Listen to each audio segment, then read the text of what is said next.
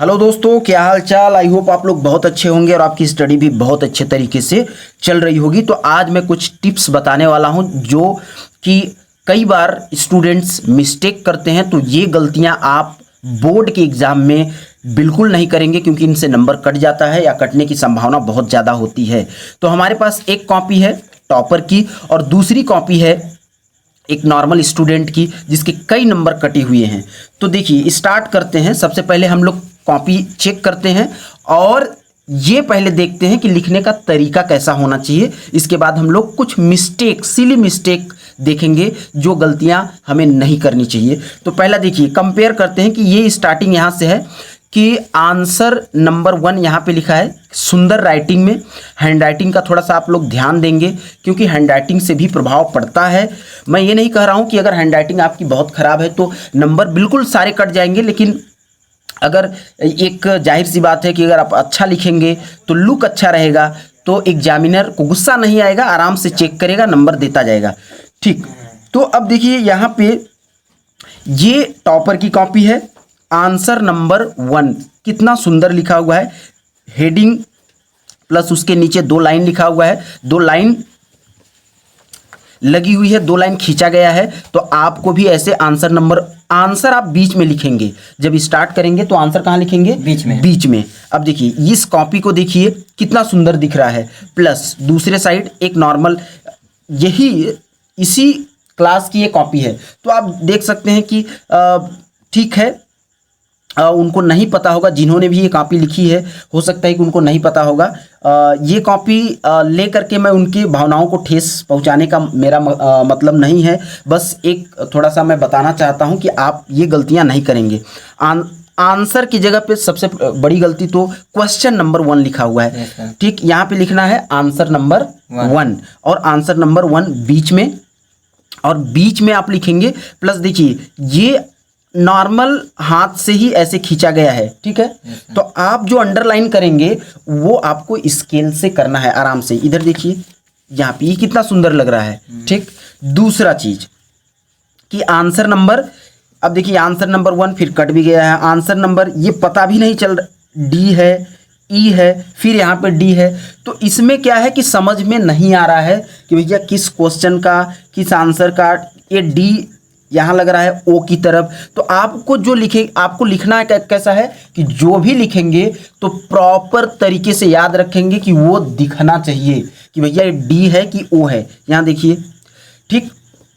तो सबसे पहले आंसर, खासकर आंसर जब स्टार्ट करेंगे तो बीच में लिखना है और अंडरलाइन करना है, 2 लाइन खींचना है, और फिर नीचे से 1-2 लाइन छोड़ के आप आंसर स्टार्ट करोगे।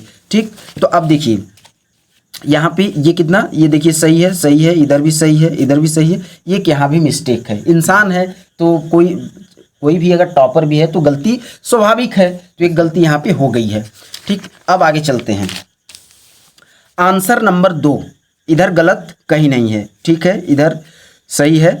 आंसर नंबर 3, और कई बार हम क्या करते हैं कि ये आंसर नंबर 2, तो अब आपको 1 लाइन या 2 लाइन छोड़ देना है यहाँ पे। जैसे यहाँ पे 1 लाइन छूटा हुआ है, फिर जब आप ऑब्जेक्टिव करेंगे तो देखिए कितना सुंदर लिखा हुआ है कि 2 का ए जो आंसर है वो लिखा हुआ है। फिर इसके बाद 1 लाइन छोड़ के यहाँ पे क्या लिखा हुआ है? 1 लाइन छोड़ के हैप्पीनेस, 1 लाइन छोड़ के, तो ये सुंदर दिख रहा है। फिर इसके बाद सी डी ई खत्म, और फिर 1 लाइन छोड़ के जब आपका कोई भी क्वेश्चन, कोई भी आंसर जब आप खत्म करते हैं तो एकदम वही सटा के आपको दूसरा आंसर नहीं स्टार्ट करना है। आपको 1 लाइन क्या करना है? छोड़ना है, 2 लाइन छोड़ दीजिए, फिर वही प्रोसेस में। अब देखिए, कोई भी चीज, सबसे बड़ी बात इसमें क्या है कि क्लीन है। क्या है? क्लीन है जो आप लिखते हैं। तो अब यहाँ पे देखिए नोट्स लिखा हुआ है, फिर इसके बाद नोट्स के बाद 1 लाइन छूटा हुआ है। तो कितना सुंदर लग रहा है कि हाँ नोट्स है, फिर 1 लाइन छूटा हुआ है, फिर दूसरा नंबर पे जो भी कुछ लिखा हुआ है ये लिखा हुआ है। ठीक, तो क्लियर दिख रहा है। क्या दिख रहा है? क्लियर। जबकि हम क्या करते हैं कि अब इधर देखिए, लाइन तो छूटा हुआ है लेकिन हैंड राइटिंग थोड़ा सा तो गड़बड़ ही है और हैंड राइटिंग सुधारना चाहिए। अब ये देखिए, अब जब इस तरह से आप अगर लिखेंगे तो जो चेक करने वाला होगा उसको समझ में नहीं आएगा या तो फिर समझने में उसको प्रॉब्लम होगी, तो आंसर जब वो नहीं पढ़ पाएगा तो नंबर आपको नहीं देगा या काट भी सकता है, उसके पास पावर है। ठीक है, अगर समझ में नहीं आया तो काट लेगा, ये गलत है। ठीक है, यहाँ पे नंबर मिला हुआ है। और कई बार हम क्या करते हैं कि भैया कट पीट कर देते हैं, तो ध्यान रखेंगे, जैसे यहाँ कटा हुआ है, यहाँ कटा हुआ है, फिर इसके बाद यहाँ कटा हुआ है, तो आप लिखते टाइम आप प्रिपेयर रहिए कि आपको काट पीट नहीं करना है। और अगर काट पीट हो भी गया तो आपको उसको आराम से, बहुत छेद बेद नहीं करना है कि खराब दिखे। ठीक, अब देखिए यहाँ पे आंसर नंबर 3। और अब देखिए सिली मिस्टेक की मैं बात कर रहा था, जैसे इन्होंने भी गलती की है कि वोमेन्स। ठीक है, यहाँ पे प्लूरल लिखना था इनको, तो प्लूरल में वोमन का प्लूरल क्या होता है, वोमेन होता है, जो वोमेन्स नहीं होता है, तो यहाँ पे थोड़ा सा मिस्टेक है। तो ये छोटी गलतियाँ आप नहीं करेंगे, यहाँ भी वोमेन्स लिखा हुआ है। ठीक है, बाकी ये ठीक है। अब देखिए ये जो बनाने के लिए आया हुआ है, पोस्टर बनाने के लिए आया हुआ है, देखिए हैंड कितना अच्छा बना हुआ है। ठीक है, as an Indian vote for the nation. तो जो भी पोस्टर वगैरह बनाने के लिए आएगा तो आप ध्यान रखेंगे कि क्लीन होना चाहिए, साफ सुथरा होना चाहिए। और इसके बाद बाकी इधर आंसर नंबर 5। ठीक है, आंसर नंबर 5 का एक और है, कितना क्लियर दिख रहा है। यहाँ पे क्या लिखा हुआ है, ये आया हुआ है लेटर लिखने के लिए। क्या आया हुआ है, लेटर लिखने के लिए।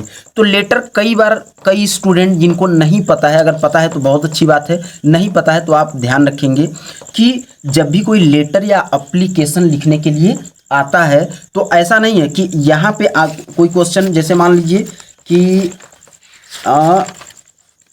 एक सेकेंड यहाँ देखते हैं, कोई अगर मिल जाए तो। हाँ, जैसे मान लीजिए कि एक आंसर आपने यहाँ खत्म किया, तो खासकर ये गलती आप कभी नहीं करेंगे कि लेटर अगर लिखना है तो लेटर आप यहाँ से स्टार्ट करेंगे। उसके लिए आपको क्या करना है, पेज चेंज करके ही लिखना है। तो ये यहाँ से लेटर देखिए स्टार्टिंग से लिखा हुआ है। सबसे बड़ी बात है कि देखिए क्लियर है, एक टॉपर किस तरह से कॉपियों को लिखता है, सब क्लियर, अच्छी हैंड राइटिंग और सब कुछ सही सही। तो आपको पढ़ाई करना है अच्छे से और लिखावट आपकी बेहतर होनी चाहिए। अभी आपके पास टाइम है, आप देख सकते हैं इधर कहीं गलती नहीं है। ये ऐसे है इन्वायरमेंटल पॉल्यूशन। ठीक है, हेडिंग डालना है, हेडिंग ब्लैक पेन से, और इसके बाद फिर आंसर लिखते जाना है। ठीक, अब देखिए इधर लिखा हुआ है ठीक ठाक, पूरा नंबर कहीं कटा नहीं है, थोड़ा थोड़ा छोटा मिस्टेक है, कहीं कहीं पे सिली मिस्टेक है, वहाँ से नंबर आधा नंबर, एक नंबर कटा हुआ है। बाकी ये देखिए फिल इन द ब्लैंक्स है, आर्टिकल्स है, द आया है। अब देखिए ये कितना अच्छा दिख रहा है, क्यों, क्योंकि जो ऑब्जेक्टिव है उस ऑब्जेक्टिव को एक एक लाइन छोड़ के लिखा गया है। इन्होंने लिखा है बहुत ही अच्छा, बहुत ही सुंदर दिख रहा है। तो इस प्रकार से आपको लिखना है। ठीक है, इसके बाद बाकी इधर कहीं गलत नहीं है, आंसर नंबर 8 है। देखिए अब इससे हम एक चीज़ सीख सकते हैं कि जो ऑब्जेक्टिव टाइप आंसर है वहाँ पे हर एक लाइन छूटा हुआ है। अगर लाइन नहीं छोड़ते हैं तो कोई दिक्कत की बात नहीं है, लेकिन अगर एक लाइन छोड़ के लिखेंगे तो आपकी कॉपी सुंदर दिखेगी। बाकी इधर सब सही है, देखते जाइए। ये देखिए ठीक है, यहाँ पे एक पैराग्राफ, इसके बाद एक लाइन छोड़ के। अगर आप बड़ा क्वेश्चन है, बड़ा आंसर अगर लिख रहे हैं तो उसको भी कोशिश करिए कि पैराग्राफ में लिखिए। ठीक है, कोशिश करेंगे कि पैराग्राफ में लिखेंगे। बाकी इधर तो अब देखिए यहाँ पे देखिए कट भी है। अब हम कई बार करते हैं कि जब हम हमारा कोई चीज़ गलत हो जाता है तो उसको बहुत सारा ऐसे छेद देते हैं। ठीक है, वो नहीं करना है, आपको एकदम आराम से हल्का पेन से आपको कट कर देना है ताकि पता चले। ठीक है, तो इस प्रकार से बाकी देखते जाइए। लॉन्ग आंसर भी है। अब देखिए इन्होंने एक चीज़ आप यहाँ पे नोटिस करेंगे कि कुछ चीज़ छूट गया है तो कितना आराम से छोटा छोटा करके साइड में लिखा हुआ है। ठीक, हम क्या करते, हम काट देते या तो फिर उसको बहुत खिचड़ी कर देते। ऐसा नहीं करना है। कट भी अगर हो गया, गलत हो गया, तो आपको आराम से उसको साइड में या तो फिर हल्का एक पेन से, पेंसिल से कट कीजिए जिसमें भद्दा न लगे। ये देखिए लास्ट हो गया। तो इस प्रकार से आपको अच्छे हैंड राइटिंग में लिखना है। तो आपने देखा, आई होप आपने कुछ न कुछ सीखा होगा। अगर आप ऐसा मिस्टेक करते हैं तो ऐसी मिस्टेक ना करें, और आशा करता हूं कि बोर्ड के एग्ज़ाम में आप एक अच्छा नंबर लेके आएंगे। बहुत बहुत धन्यवाद। Good luck.